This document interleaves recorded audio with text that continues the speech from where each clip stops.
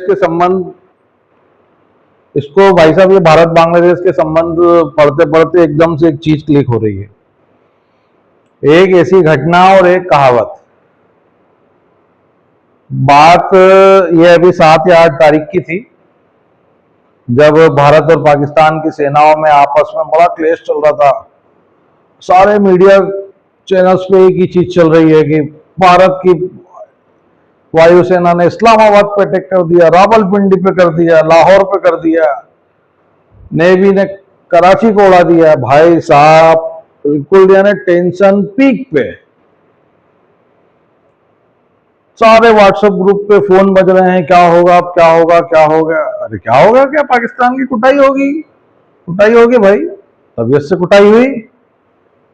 भारतीय सेनाओं ने, तीनों ने तबीयत से कुटाई करी पाकिस्तान की। पर उस दिन तो तनाव था, पूरे भारत के लोगों के मन में तनाव था। सबके मन में एक ही चीज, दो चीज आ रही थी कि हमारे सेनाओं के सैनिकों को कोई क्षति ना पहुंचे और देश के नागरिकों को कोई क्षति ना पहुंचे। बाकी तो पाकिस्तान को पूरा जला था। हर आदमी के मन में एक ही बात। अब इतनी गर्म माहौल में साला तनाव पीक पे, साला अमृत बिल्कुल ओज रस में डूब गए। काय में डूब गए? ओज रस में, वीर रस।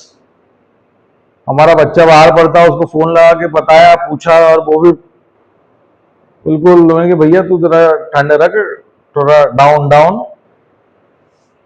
अब इतने तनाव में भूख भी लगती है, बार बार किचन में जाएं, कुछ ना कुछ चलने दो, टीवी के सामने बैठे हैं।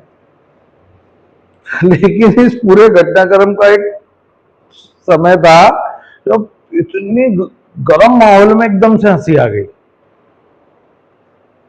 अब वो मेरे बगल में मेरी वाइफ बैठी हुई थी, तो वो मेरी तरफ बड़े अजीब भाव से देखने लगी कि भाई ये हंसी क्यों, व्हाट हैपेंड। अब वो हंसी बिल्कुल ऐसे आने लगी। अब पूछो कि हंसी क्यों आई, पूछो। वो एकदम से मेरे को एक कहावत याद आ गई और पूरा एक इंसिडेंट याद आ गया। कहावत थी उड़ता तीर लेना, और वो घटना थी कि भैया हर गली मोहल्ले में घटती है, सबने देखी। दुनिया का ऐसा कोई सा आदमी नहीं है जिसने नहीं देखा। कौन सी? जब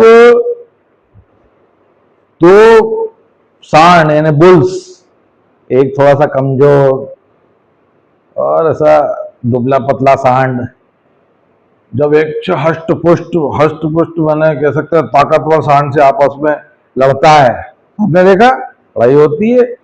अरे ये इंस्टा पे वीडियो चलते हैं, बहुत सारे कॉमेडी वीडियो। अब उनके तो चल रही है आपस में।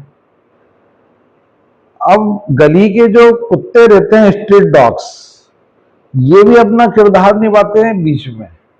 तो जब लड़ाई चालू होती है तो शुरू में आते हैं बिल्कुल भौं भौं 2-4 बार करके। अब वो सांड तो आपस में लड़ रहे हैं, अब वो कुत्ते आगे धीरे से दूर जाके बैठ जाते हैं।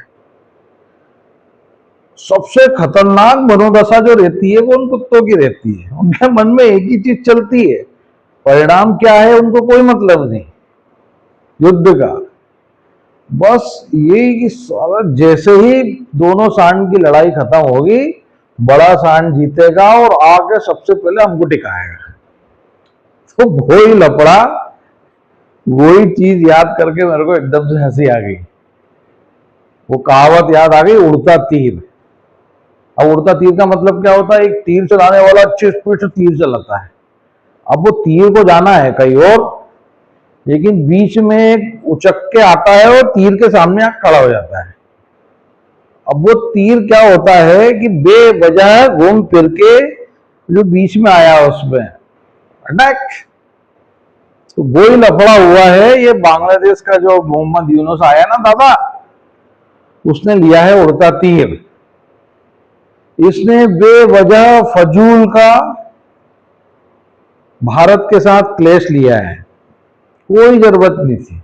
सब बढ़िया चल रहा था।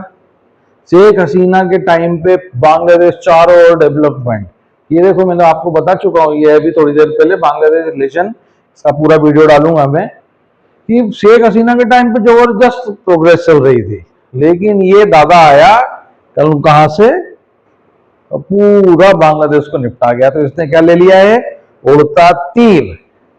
और आप मान के चलो कि आज नहीं तो कल भारत बांग्लादेश और मोहम्मद यूनुस को पनिश करेगा। इसने जो पिछले 2-3 महीनों में अपने स्टेटमेंट्स दिए हैं भारत के विरुद्ध में, भारत की संप्रभुता के विरुद्ध में, इसकी सजा इस व्यक्ति को अवश्य मिलेगी। अच्छा, इस थोड़ा हंसी का माहौल चल रहा है, तो इसमें इस पूरे 4-5 दिन के भारत पाकिस्तान क्लेश में 2 आइटम और मिले।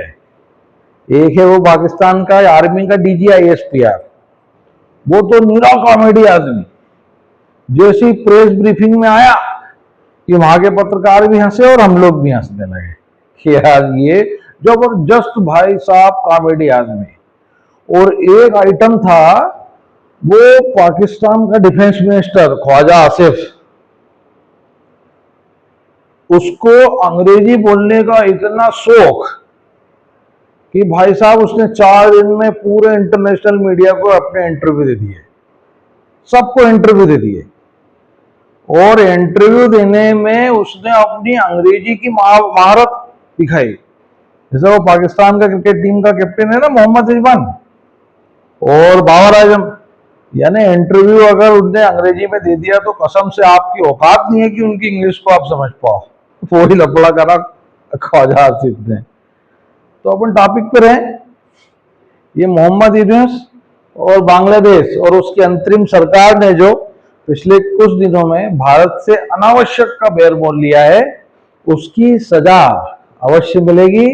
और वे जो गुप्त एजेंडे पे चल रहे हैं वो उसमें कभी सफल नहीं हो पाएंगे। और निश्चित तौर पे बांग्लादेश को पनिश करना भारत का अधिकार भी है। ठीक है।